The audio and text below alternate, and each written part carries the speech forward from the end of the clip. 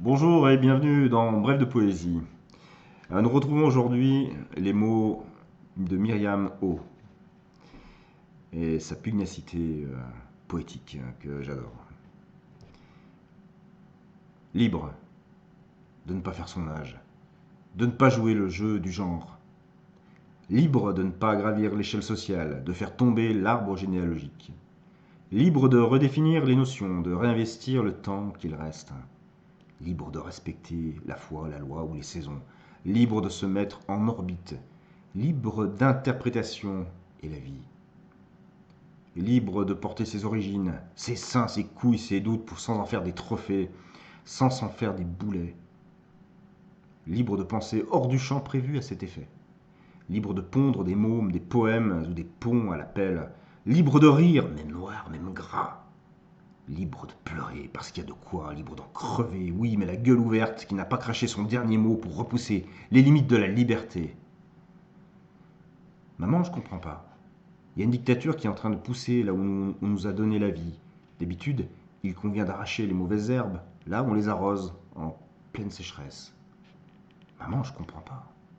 Il y a une dictature qui est là depuis si longtemps qu'elle nous sert de corne anti-humanité. Il semblerait que cette société nous ait fait cocu avec une version de nous-mêmes qui n'ose plus nous regarder dans les yeux. Maman, j'ai moins peur de ressentir que de comprendre. À quel âge au juste troque-t-on ses rêves contre le cynisme? Quelle taille, quel poids faut-il pour peser dans la balance, pour jouir au clair de lune? Liberté, j'écris ton nom avec mes ragnagnas. Maman, je prends tes yeux et tes combats avortés. Libre de poser le point là où ça va de soi. Second texte, intitulé Pour ne pas commettre d'impair. Étant donné que la féminité est dans les cheveux, sachant que le corps est hypersexualisé, est-ce qu'avoir le crâne rasé est considéré comme une exhibition ou octroie une dérogation pour dévoiler un rap de peau? Juste pour être au clair, étant donné que la définition de tenue républicaine est aussi floue que les spasmes gouvernementaux, c'est quoi déjà les signes avant-coureurs d'un AVC?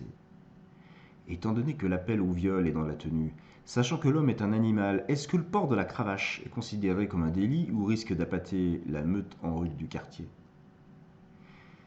Juste pour être en règle, sans l'hystérie en sus, et sans laisser de traces, être à contre-courant dans un monde passéiste, ça s'appelle vivre. La femme est un homme comme les autres, fatigué d'avaler la pilule. Juste pour ne pas commettre d'impair, autant tout déballer devant la Cour suprême, étant donné que tout est cyclique, la mode, notre cul sur la commode, sachant que la beauté est dans le regard, le vice dans ce background. Est-ce qu'être soi-même, une faute de goût, est un paravent à la bêtise? Juste pour la beauté du geste, quitte à n'y comprendre goutte, autant boire jusqu'à la lie nos coups de sang. Dans tout dialogue de sourds, la langue des signes reste le moyen le plus fiable pour se comprendre. Un dernier texte, et tes mains qui traduisent le vide. J'hésite entre le coucher du soleil et un thriller psychologique. J'hésite entre hurler à la lune et nous faire l'amour. J'hésite entre la pendaison et la poésie. La nuit, je manque de fiabilité. J'hésite entre partir en vacances et faire de mon existence une métaphore de la liberté. Je n'ai ni besoin d'océan, ni de montagne. Je n'ai ni besoin de retrouver les miens, ni de tisser des liens. Pourtant, je crois que cela me ferait plaisir. Mais peut-être que tout ce qui colle un supplément de vie ne se programme pas. Le fond et la forme sont des bonus, de l'instant aussi. Je pars en vacances à chaque fois que je mets un pied hors de moi, dans la rue ou dans un champ, dans un bar ou dans un théâtre, dans tes bras ou dans mes rêves. J'hésite entre me conformer et confirmer être de ceux qui doutent en continu. C'est un bon moi pour daouter et puis faire un pas en avant et trois en arrière, n'est-ce pas ce qu'on appelle danser? Je n'ai pas besoin d'être celui qui guide, je n'ai pas envie d'être celle qui suit.